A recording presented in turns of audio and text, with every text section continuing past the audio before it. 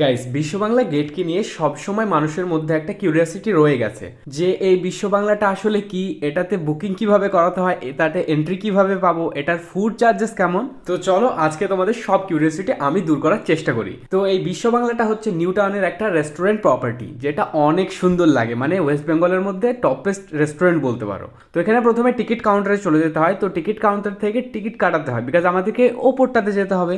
তো ওপরে যাওয়ার জন্য তোমাদেরকে টিকিট কাটার পর এখানে 38 to 40 মিনিটস ওয়েট করতে হবে। আর তোমাদের যদি অলরেডি টেবিল বুক থাকে তাহলে তোমরা ওই ওয়েটিং সেশনটাকে স্কিপ করতে পারো। তারপরে তোমাদেরকে চান্স দিয়ে দেওয়া হবে লিফটে করে ওপরে যাওয়ার। আর এই সময়টা অনেক বেশি এক্সাইটিং। একটা ইন্টারেস্টিং ফ্যাক্ট শেয়ার করি, তোমরা যদি এখানে খাবার খেতে চাও তোমাদেরকে পার পারসন 500-এর ওপরে বিল করাতে হবে।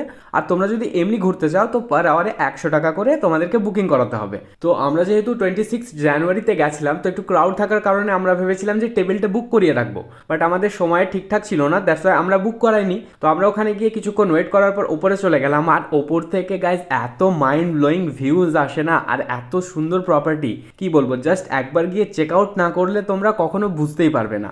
ওপর থেকে নিচটা দেখতে এত সুন্দর লাগছে না, দেখো রাস্তায় গাড়িগুলো যাচ্ছে, অনেক মাইন্ড ব্লোয়িং একটা ভিউ আসে এখানে। কিছু রেস্টুরেন্ট প্রপার্টি খাবারের জন্য ফেমাস না হলেও তারা তাদের ভিউজের জন্য অলওয়েজ চর্চাতে থাকে। তো বিশ্ব বাংলা গেটও তাদের মধ্যে একটা। তো আমরা যেহেতু গেছিলাম সকালবেলার টাইমে, সকালে একটা আলাদা রকম ভিউজ পাওয়া যাচ্ছিল, রাত্রে হয়তো লাইটিংগুলো জ্বললে আর একটা ভিউজ পাওয়া যায়। তো আমি পুরো প্রপার্টিটাকে মানে রাউন্ড শেপটাকে পুরো একবার ঘুরিয়ে দেখতে লাগলাম যে কেমন কি লাগছে। আর ঘুরতে ঘুরতে আমার তো অনেক বেশি ভালো লাগছিল, আর নিচে অনেক বেশি গরম করছিল, তো ভাবলাম এখানে একটু এসিতে বসে চিল করে নিই।